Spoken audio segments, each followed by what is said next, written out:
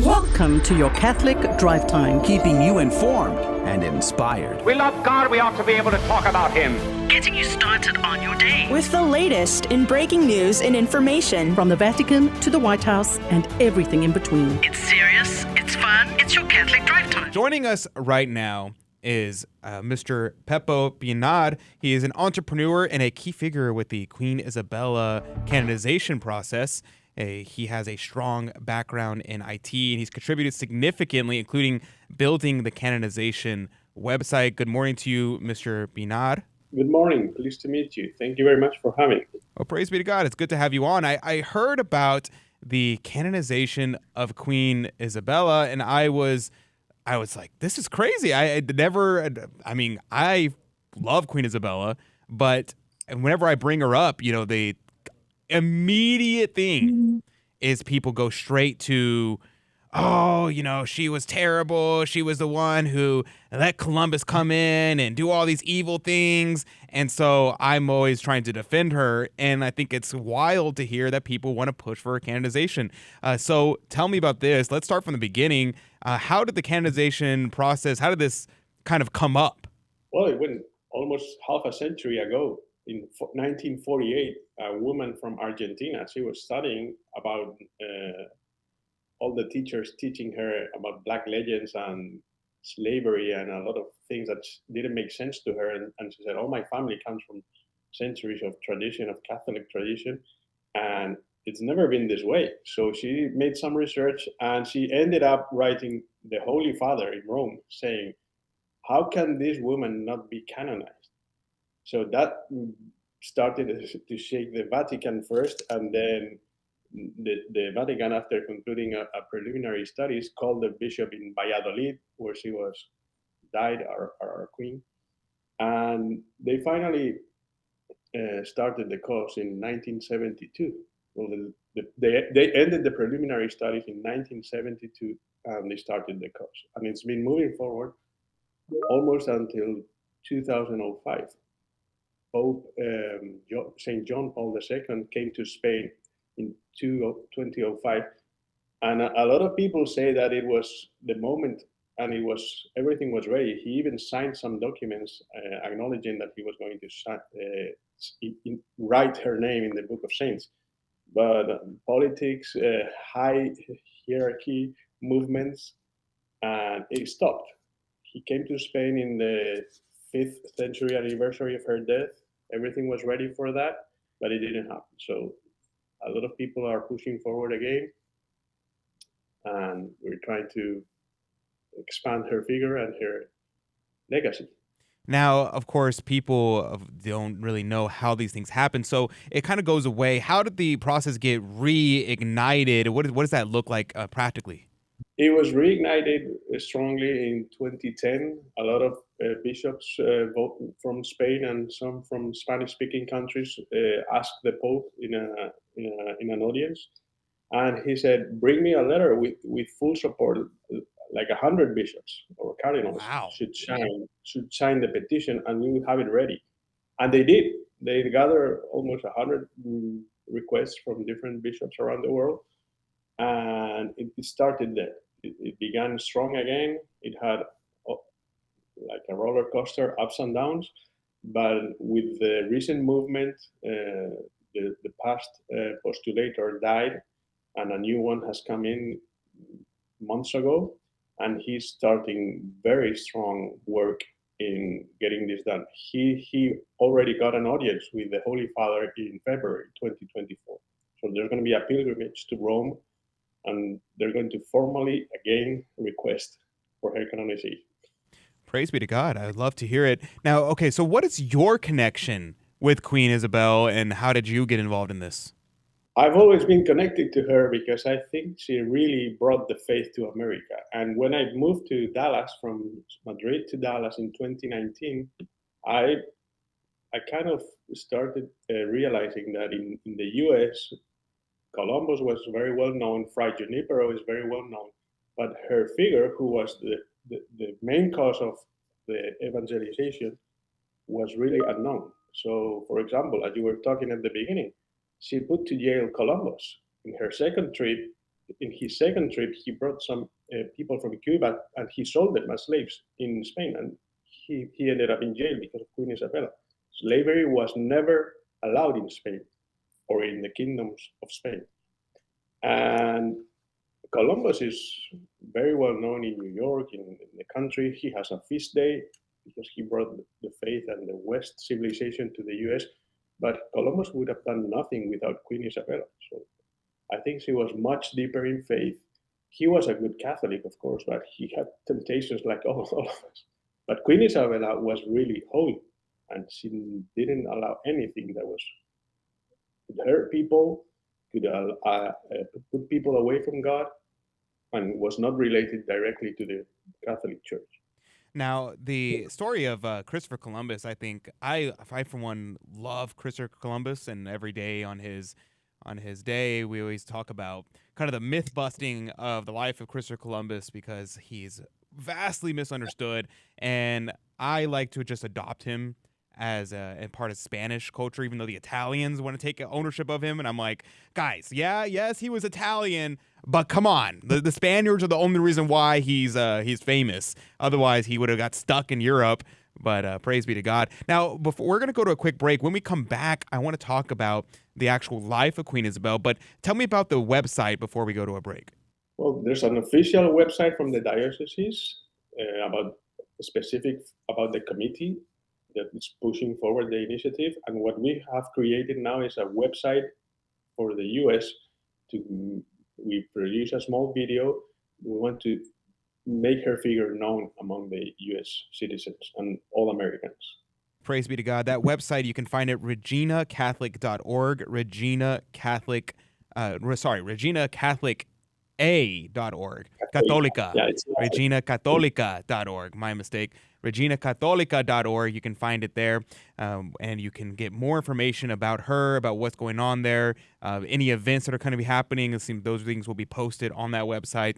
So reginacatholica.org. It's in Spanish and in English if you want to check that out. But we're going to go to a quick break. When we come back, the life of Queen Isabelle. Do you know about this great queen? What do you know? Maybe what you know about her is lies. Maybe what you know about her is myths. We're going to talk about all of this when we get back on Catholic Drive Time. Don't go anywhere. More on Catholic Drive Time after this short break. You're going to want to hear about this great, soon-to-be saint, God willing, Queen Isabelle of Spain. And welcome back to Catholic Drive Time. This is your host, Adrian Fonseca. Praise be to God. It's good to be on with you today. We're talking about Queen Isabelle of Spain, a great and wonderful Catholic queen. Mr. Jose Pinar, he's involved with the canonization process of this great queen, and we're talking to him about who she was. Good morning to you, Mr. Pinar. Good morning. Thank you for having me. Praise be to God. It's good to have you on. Now, tell me about this wonderful woman. Most people probably don't know anything about her except that she was the one who gave the okay and the funding for Columbus to go to the New World. So let's start from the beginning. Who is this woman? She's a very humble woman from Madrid, from the north of Spain, 2 hours north from Madrid. She was born in 1405. Nobody expected her to become a queen. She was like fifth in the line of succession to the Kingdom of Spain. Her family had implications with the previous monarchs, and they had some issues also with revolts and everything. So nobody wanted her family in the kingdom. What happened is the divine providence started moving her life around, and she was completely offered to God. She was following the example of Our Lady, our most blessed mother, saying, yes, let it be done according to your will. So mainly she got to the throne she was between 19 and 21 years old. A lot of people tried to put her on the throne to manipulate her and take advantage of her. A lot of people didn't want her on the throne, but with her performance as the Queen of Spain, Castile, and then Aragon, when she married Fernando, she united a country that has been under very tough circumstances with 7 centuries of Muslim invasion, people leaving the faith and converting to Judaism or Muslim or Arab religions, and she gave the right paces because everything she did it from the prayer. She took advice from their counselors, but then she went to the chapel and said, "This is my main advisor." So she stood there on her knees for hours until she found out what God was asking her to do. Wow. Well, praise be to God. Now, okay, so how does someone like this, how is someone like this, like, I always wonder whenever it comes to the royalty who are saints and their childhood, how they were raised, because it's always, we have this kind of anti-monarchy tendency in the United States, and so we think royalty bad. And maybe there could be exceptions to the rule, or you every once in a while you might have a decent person. So how was she raised? Well, that shocked me in the U.S. too, because if we as Catholics really believe that Christ is the King of the universe, monarchy is not as bad as we should expect. And when someone in the leadership, like the king or the queen, really follow the gospel, that never be improved by any other way of governance. It's the best. One will united to the will of God. One heart guiding a country, all the hearts of the subjects synchronized with the sacred heart of our God, and of our mother. So she was raised very humbly. Her mother was accused of being mad, and she was put into a castle, a very humble castle, an austere life, poverty almost. She had to sew her own clothes. Although she was a potential inheritor of the kingdom, until her 14 years old, she was raised away from the world, secluded in a very humble village, and helping her mother and taking care of her siblings. That was her comments. When the king at that time began to feel the lack of power he had, he brought her to the court to gain support from her family advisors and so on. So she was taken from a life almost in solitude and loneliness to the court of Madrid that was very corrupt at that time. It was in Segovia. The king had different lovers and wives. He couldn't get any women pregnant, so he tried everything. It was a very disappointing experience for her. And he asked the bishop, remove me from the court. I don't want, if this means to be a king or a queen, I don't want to be here. I need to take care of my mother and my siblings. And so she went back until finally, through alliances and noble support, she got to marry Fernando of Aragon, and there was a project of reuniting Spain that was broken since almost the 7th century. And she said yes.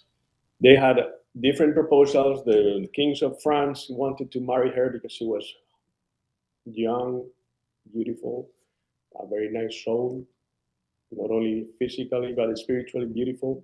The king of Portugal wanted to marry her for her son. So she had many requests, but she said, marriage is holy.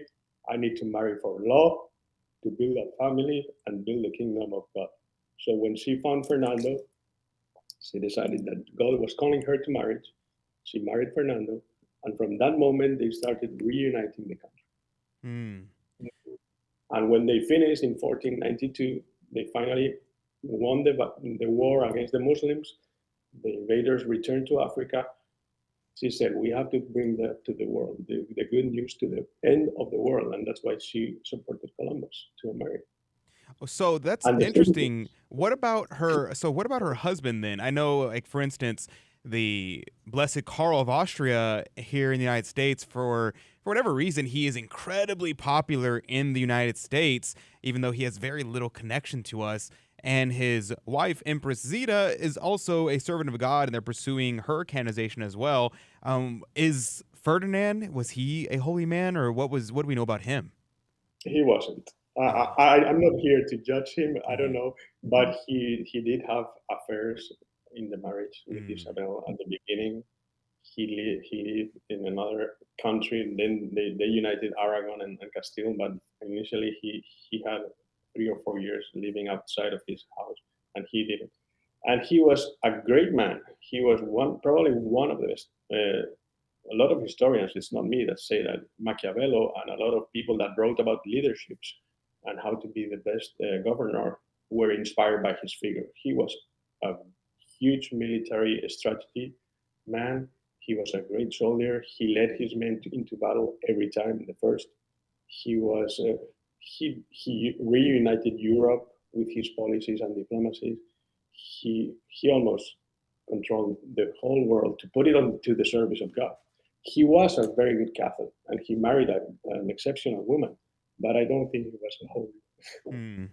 That's good to know. That's good to keep in mind that we want to make a distinction between, there's many saints who their spouses were unfortunately we'll say the cause of their sanctification. Oh, praise be to God. So Queen Isabelle, so she does this. What about her latter half of her life? We get to the situation of coming to the New World, and people tend to know a little bit about that story, but what happens after that? Unfortunately, because of so many kids she had, and she didn't stop by any sickness or anything. So, for example, she was sick with high fevers. Nobody wanted her to travel, and she went on a horse for 200 miles. Wow! To help people that were suffering in her kingdom. So she never took care of her health or anything. So she died 15 years later. They discovered America in 1492. She passed away in 1504. So her humbleness and her abandonment in the will of God didn't make for a long life. What she did in the meantime was she had a plan following the will of God to reunite Spain. She had the plan to settle the rule of America, the whole America from north to south. So she first sent explorers to every place in the continent. They went from the south of Chile to the north of Alaska. Her will was, we have to evangelize these people. Columbus at the beginning thought he reached the East Indies, but they said no, we found the West Indies. And Isabella gathered all the knowledge at that time from Italy, from Belgium, from everywhere, to say where have we arrived. So Columbus died not thinking that he had discovered the East Indies, but they already knew by 1500 that this was a new whole continent with new inhabitants that didn't know anything about our Lord or the gospel. And she worked so hard choosing the right missionaries, the right orders, the Jesuits, the Franciscans, the Dominicans. She was in charge of the spiritual conquest of America. Wow. Until she died. And so what about her death? And one of the most inspiring things about King Saint Ferdinand, who's one of my favorite saints, is the way he died. I think it's just a beautiful, beautiful thing. So what about Queen Isabelle's death? What was it like? Yeah, not as exemplary as Ferdinand, because she was very sick. She laid in bed almost for 3 years. Oh, wow. She took care of everything from bed, writing letters to the Pope, to other kings, to everyone in the world, to missionaries, to the first explorers. She wrote contact with everyone. And of course, taking care of her family. She had marriage alliances with many kings because they wanted to reunite the Christendom. And I think she got it. She built the Christendom that was broken for many centuries. And if it wouldn't be for the change of succession, because she died young, then Ferdinand kept living until 1515, 1514, more or less. And then we had a different family in the throne. If it weren't for that, the Christendom would never have been broken again, because they built a very solid, and she offered her life for her family to stay close to God, close to the Holy Church. And she suffered a lot, but it was a humble death, gathered and surrounded by her family, and working with the bishops in the evangelization of America, the whole world. Well, praise be to God. I think that's a absolutely wonderful and beautiful story to hear. If people want to find out more information about her, where can people go to stay up to date on the situation? Yeah, we have the website reignited.org. Catholic means universal, and what she did, she took care of the discovery of America, but in 1501, she sent in 1497, she sent explorers to circumnavigate the world. I'm sorry, Mr. Pinar, we are out of time, but God bless you. God love you. A great conversation. Check it out, reginacatholica.org for more information. We're going to go to a quick break. When we come back, Alan Smith with Bishop Sheen today. God bless you. God love you. And I'll see you very soon.